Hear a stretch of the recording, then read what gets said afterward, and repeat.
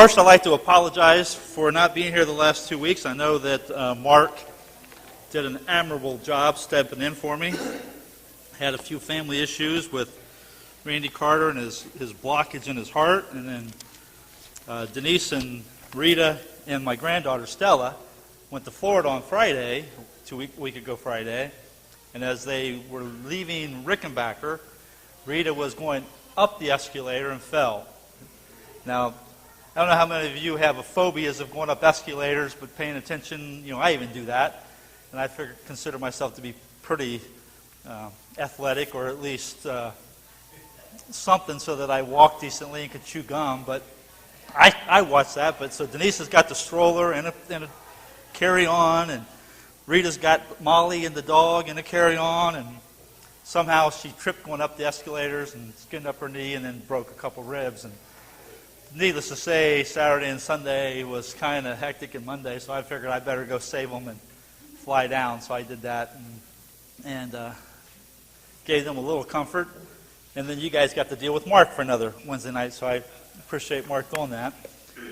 As I said 3 weeks ago then, when I guess I first started teaching this class, that the class is going to be on Aubrey Johnson, who is going to be at Fort Hill this weekend, a book that he wrote, Spiritual Patriots, Jude's Call to Arms. And so that's what we're going to use as a guide, if you will, for this class. I usually don't use stuff like this, so it's going to be different for me to actually try to pay attention and follow along by a book, so we'll see how that goes. So the first thing that I'd like to talk about is, what is a patriot?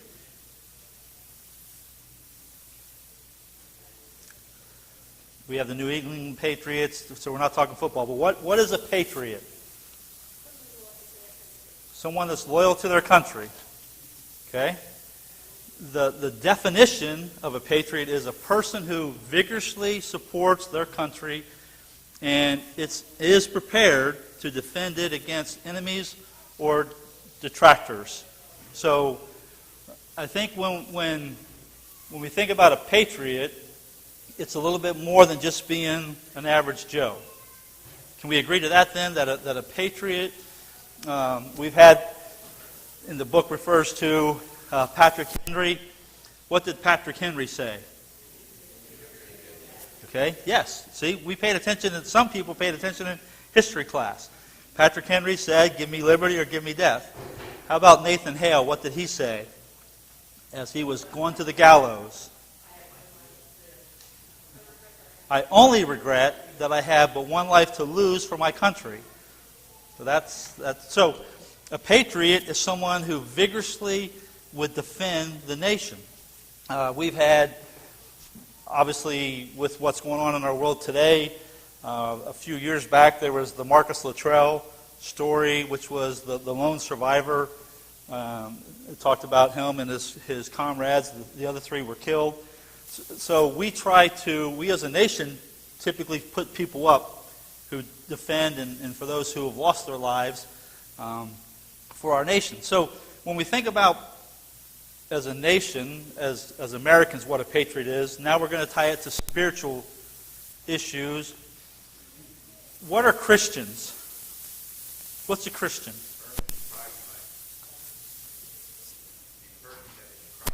I didn't hear the first part, but a person who's Christ-like. We try to be Christ-like. Now, think about a spiritual patriot. More into the book, into the chapter, what Jude basically is the book of Jude. While it's a small one-chapter book, it talks about standing up for the church, standing up for Christ. And so, as we think about the patriot, why I like that definition that I read, is because it talks about it vigorously. So I think that when we talk about, in one of the things it talks about in the book, it says Christians are soldiers of Christ on active duty. Now, we have retired. How many ex-military do we have here who are retired? Well, ex-military, retired from the military, but you're not active duty. But we do retire. We do retire men and women who serve in the military. At some point, I don't know if it's because they can't shoot straight or what. I don't know. For some reason we don't allow people over certain, but we do retire our military? Pardon me? The uniform won't fit. Yeah, that's probably it. That would be my problem. But do we retire Christians? No. No, Christians never retire. And if we think about being a patriot, is there something different about being a Christian patriot or just being a Christian? Is there a difference? There shouldn't be, but is there? Now think about what a patriot is. Vigorously. Vigorously means what? What do you think vigorously means as a definition? Pardon me? I have a microphone, but I don't have an earphone. Okay, very active, yes. I mean, I think about, I heard today they were talking about people who work out. Now they're doing a new thing where they do it twice a day. So you don't work as hard at one time. You work hard in the morning, then you work hard in the afternoon. I'm thinking, who needs that? If I could do it once a day, that would be fine, but twice? But that's what I think about vigorously. People who, like Marcy, when she does the bike, when she does that, I mean, that's something you have to work on. People who run marathons, they have to work on it. You just don't walk out there and run 26 miles or 5K or anything like that. So vigorously is somebody that's on it. I mean, when you think about military and the regiment that they go through so that they're trained, there's a reason for that, so that they're ready for battle. As Christians, sometimes we get soft, don't we? Little kind of fall into a rut, a routine, and it's easy to just kind of get by on Sundays and Wednesdays. It's easy to fall into that. And I think when we start studying Jude and looking at what Jude talks about, and we just look at our Christian walk, it's something we have to be very careful of, because that's how Satan, and one of the things that I want to point out about our class is, what do we have to fear in the church today? It's probably more, somebody's going to say something? Yeah, it's more apostasy. It's more of, we don't have to fear, I don't believe we have to fear Russia coming in and shutting us down. It's where we just kind of take everything for granted. And one of the things that he talks about in the book is that elders especially need to be careful. And they need to be careful of new members coming in, or how we, they have to watch the flock as a shepherd. And sometimes we as members, we'll talk tonight about Esther, about how we have to act and what we have to do, and that we can't take anything for granted. We can't assume someone else will do it. It's our responsibility. So as we think about being spiritual patriots, as we think about being a Christian, we need to kind of do a self-examination, and how am I stacking up? Am I vigorously defending the way of Christ? How would I do that every day of my life? How would I vigorously stand up for Christ? What would I do? What should I be doing? Yeah, more than anything, it's the example of who we are. It's the life that we live. How do we respond to people when we interact with them? How do we talk to them? How do people see our actions, the way we handle situations, whether it's bad service at a restaurant or whatever it might be? But if we're vigorously acting as a Christian, we want to be Christ-like, like George says. Think about Christ. Did Christ ever have a reason to be upset with people? Did Christ ever have a reason to raise his hand and to say things to people? Yeah, more than anybody else in the world probably was Christ. But he didn't do that, because he was the perfect example for us of how to live our lives and how we should be. So that's what we'll look at today. So according to one of the recent political ads, Ohio is a patriotic state. And why is that? Because we have over 800,000 vets in Ohio. And because of that, we should vote yea or nay on one of the issues. But I just thought it was interesting how we can use the term as a patriarch or patriot or patriarch to try to make a point. Obviously, July 4th, as Americans, what shines as a nation? Patriotism, exactly. If no other time in the United States, definitely on July 4th is when we let our lights, when the flags are out and we're doing parades and and fireworks and all those things. And but politically right now, if you listen to the radio, I don't know if it's on TV, but definitely on the radio, they talk about Ohio being a patriotic state because we have over 800,000 vets, and how we should vote them because of that. So a lot of times we can be referred to as Christians and just classed as that, but does that really make us Christians because we're classed as Christians? No. Because in our society today, there's a lot of people who are labeled Christians, but are they right? Are they walking the right path? Probably not. I mean, I'm not going to judge them, but if they're not doing what's required, then they're not true Christians. We have Christians, Church of Christ Christians, who aren't walking the right path. So, as we study, as he says in his book, Christians are soldiers of Christ on active duty. We're on active duty every day until we punch out, until we clock out and our time's over. And then that's when our reward is. What did it mean to be a patriot for the apostles?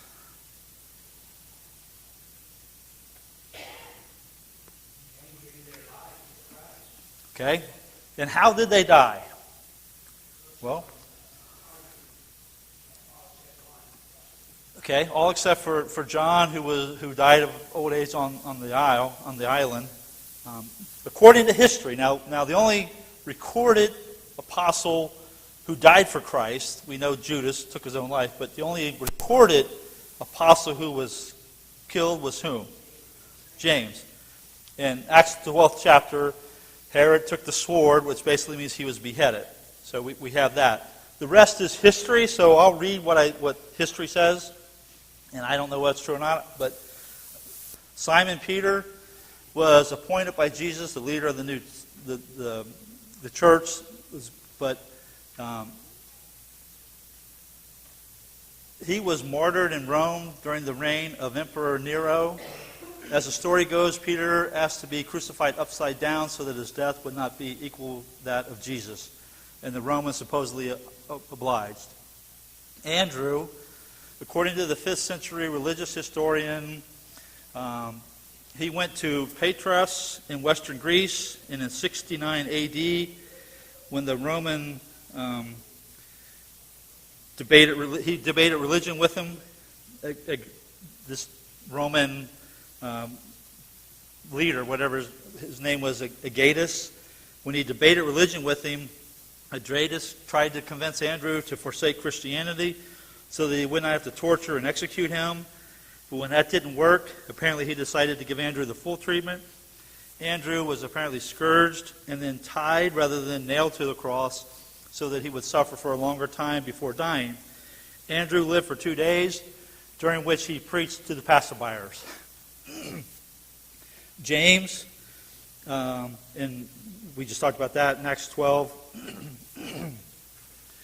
Philip was the first disciple, was the first who became a missionary in Asia. Eventually he traveled to the Egyptian city Heliopolis, where he was scourged, thrown into prison, and crucified in 54 AD. Bartholomew supposedly preached in several countries, including India, where he translated the Gospel of Matthew for believers. In one account, impatient idolaters beat Bartholomew and then crucified him, while in another version of it, he was skinned alive and then beheaded. Thomas apparently preached the gospel in Greece and India, where he angered local religious authorities who martyred him by running him through with a spear. Matthew, according to the legend, the former tax collector turned missionary, was martyred in Ethiopia, where he was supposedly stabbed in the back by a swordsman sent by King Herodes after he criticized the king's morals. And James, the less, according to Fox, James was elected by his fellow believers to head the churches of Jerusalem, was one of the longest-lived apostles, perhaps executed only by John, perhaps exceeded only by John in his age at 94. He was beaten and stoned by persecutors, and then killed by hitting him in the head with a club. We can go on, but basically, as a follower of Christ, the apostles paid the ultimate price, didn't they? I mean, they gave from the time, and we remember these men when Christ started his ministry, and they started following him, and some of the things that they did. But then after his death and his resurrection, and then the Holy Spirit at Pentecost, we see how these men then were changed, and then the price that they paid. Of course, we don't have to face that type of punishment today. So there's really no reason for us not to do more than we do. So let's look at the book of Jude. Who was Jude?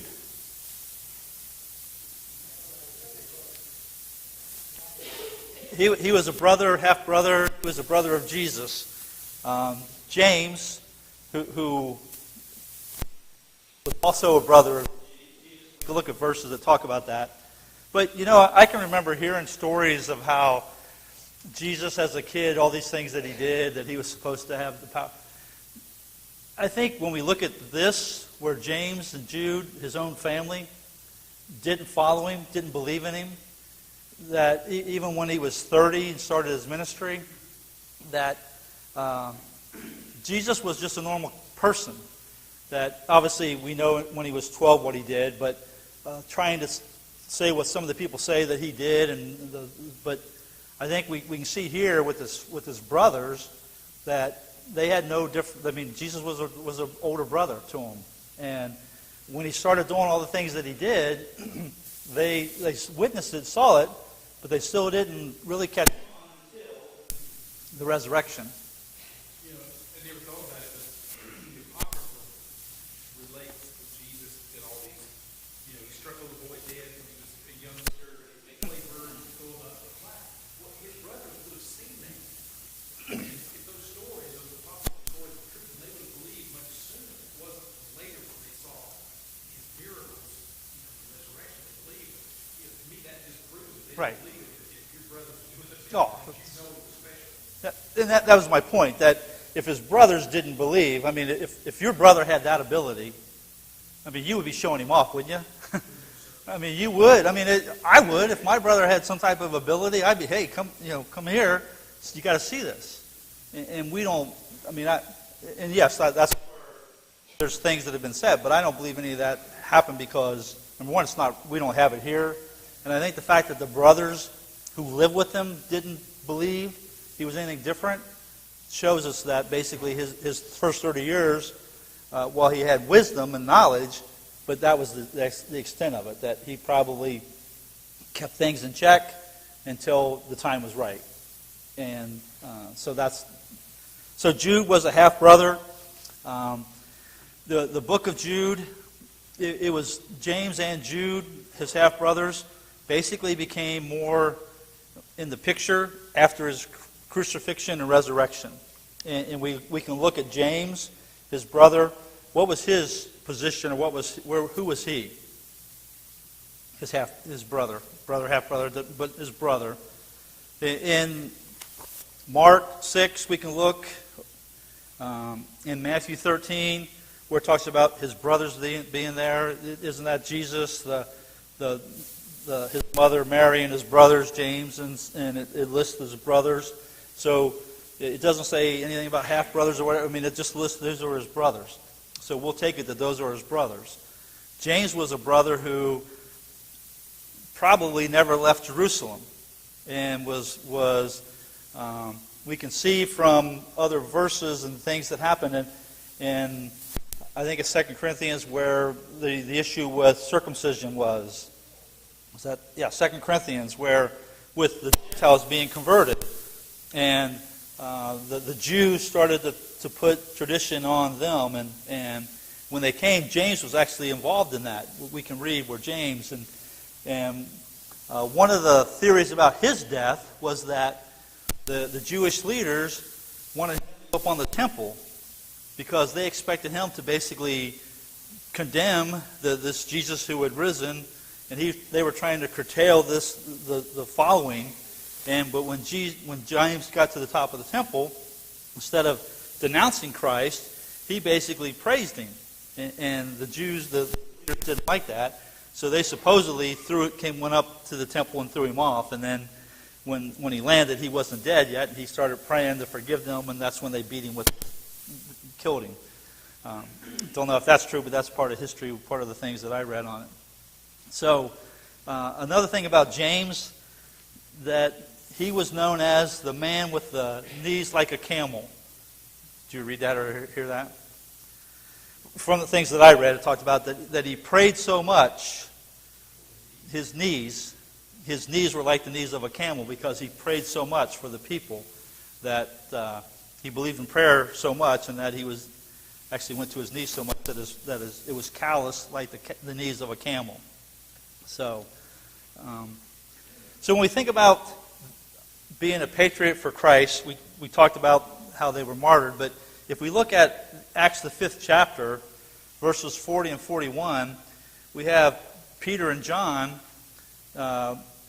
Acts starts where obviously we have the Pentecost and the church starts, and the leaders really don't know what to do with these men because there's such a following.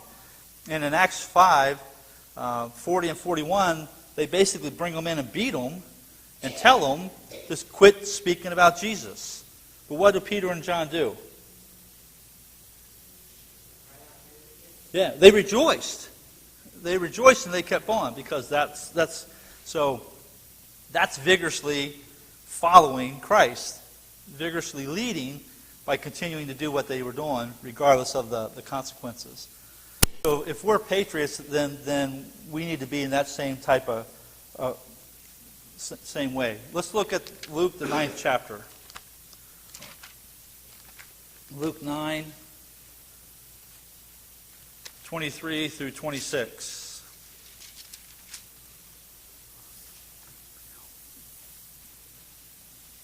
Then he said, so Jesus says, if anyone desires to come after me, let him deny himself and take up his cross daily and follow me. For whoever desires to save his life will lose it, but whoever loses his life for my sake will save it. For what profit is a man if he gains the whole world and is himself destroyed or lost? For whoever is ashamed of me and my words, of him the Son of Man will be ashamed when he comes in his own glory and in his Father and his Father's and of the holy angels. But I tell you truly, there are some standing here who will not taste the death till they see the kingdom come. So Christ is saying that if we're to be followers of him, what are we to do daily? Take up our cross. Deny ourselves and take up our cross. So if you think about being a vigorous follower, and then you think about daily denying yourself and taking up your cross, what's that involved? What's involved in that? Exactly. Everything involved in our life, entirely. We have to deny ourselves and take up our cross and follow. And there's many verses we can look at where he talks about taking up our cross. We can look in Matthew chapter 8, 18 through 22, where he talks about what didn't Christ have?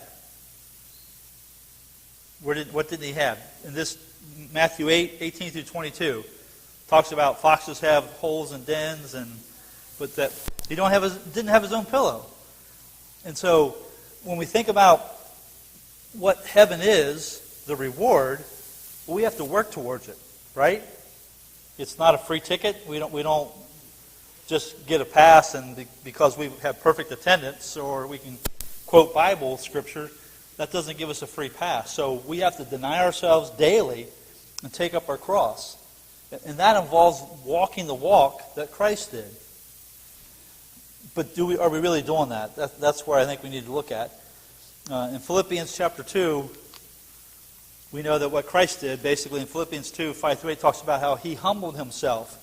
Philippians 2, let this mind be in you, which was also in Christ Jesus, who being in the form of God, did not consider it robbery to be equal with God, but made himself of no reputation, taking the form of a bondservant, and coming in the likeness of men, and being found in the appearance of a man, he humbled himself and became obedient to the point of death, even the death on the cross. So that's one thing that Jude talks about in the first two verses of Jude 1 and 2. Jude says,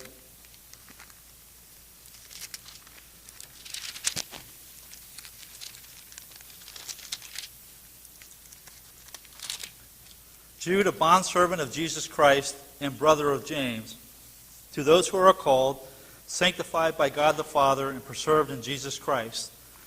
So we see Jude here. He's okay to say that he's the brother of Jesus. Is that what he said? No, bondservant of Jesus, but the brother of James. You know, one of the things I think that the author talks about here and with Jude is Jude was okay being the second person. He was okay to be the younger brother and the brother of James because James was more known. Jude probably was a missionary with his wife. His wife traveled with him. But Jude, a bondservant. And when we look at in Matthew, what does Jesus say to the servant that in Matthew 25, what does he say to the servant that had the talents, that had 5 talents and gained 5 more? He says, well, good, my faithful servant. You were faithful over a few things, I will make you ruler over many. Enter into the joy of the Lord. So when we think about being a Christian, look using Jude's words here, we need to think of ourselves as being a servant. And that's hard today, isn't it? Don't we want to be served? We want people to take care of us. But as Christians, we're to be servants, bondservants for Christ. And Christ, he gave till he could give no more. He gave all the time. There was never a point where he couldn't give more. He gave. As Christians, at what point do we stop giving and caring? Is there a point we do that? How many times do you say as a parent, no more, that's it, that's all I got. Come on, I know you got some more, Dad. No, that's all I got. What else I have done? But, we kind of tap things out. We stop, I can only do so much.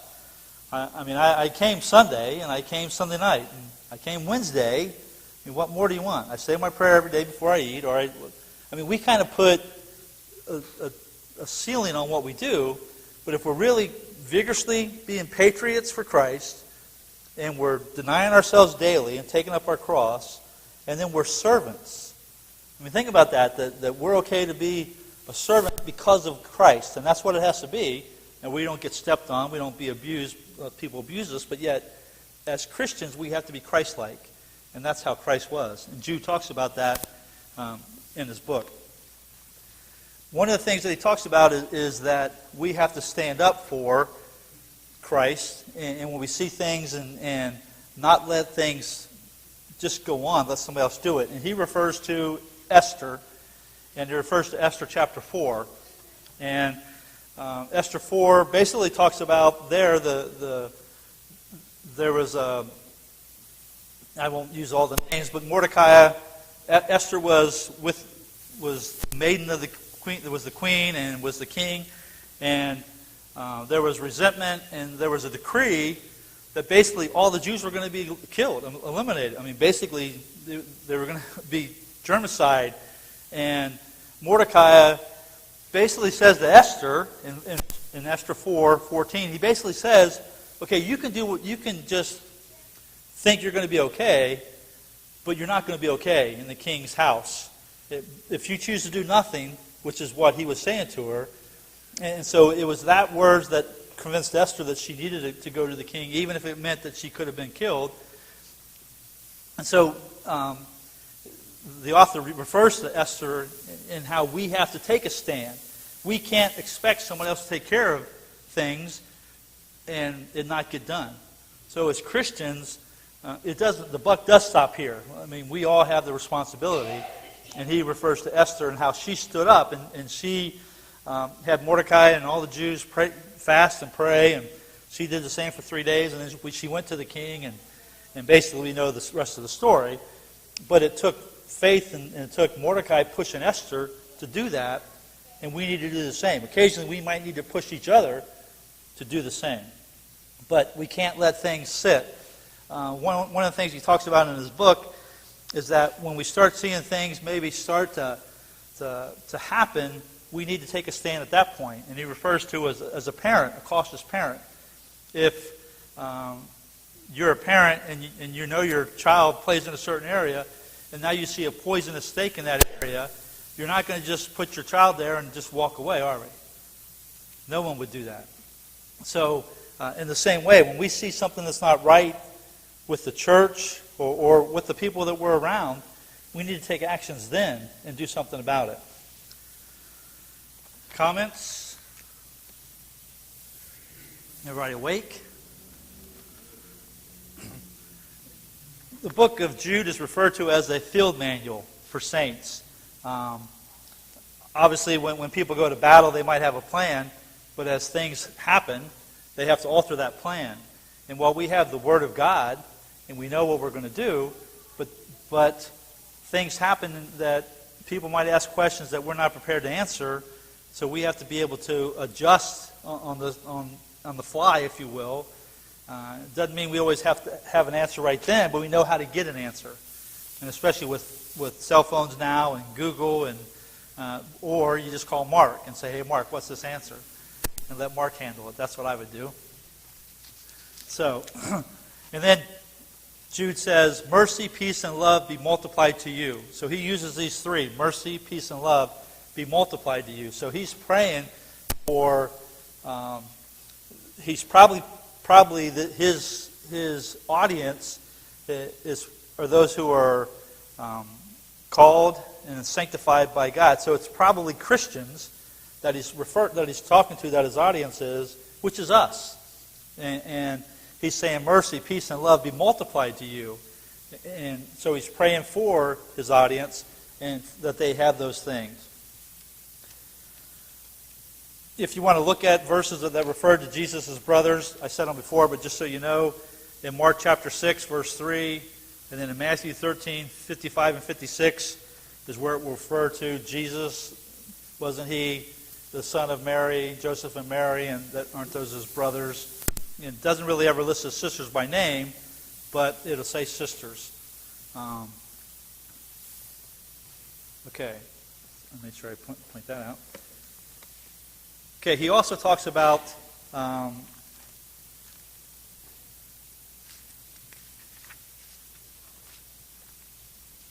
I talked about sanctified and being called. In 2 Thessalonians 12 and 2 Thessalonians 2, 13 and 14, it talks about being called the elect.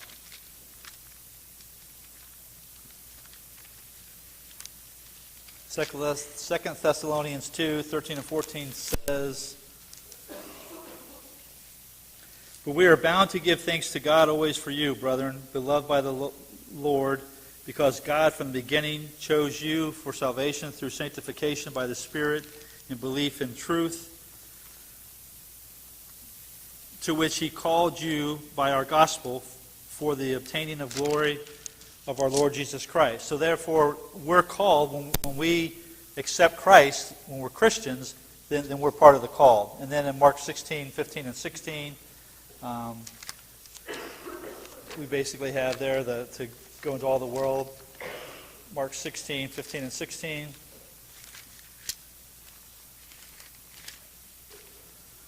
Go into all the world and preach the gospel to every creature. He who believes and is baptized will be saved, but he who does not believe will be condemned. So we'll continue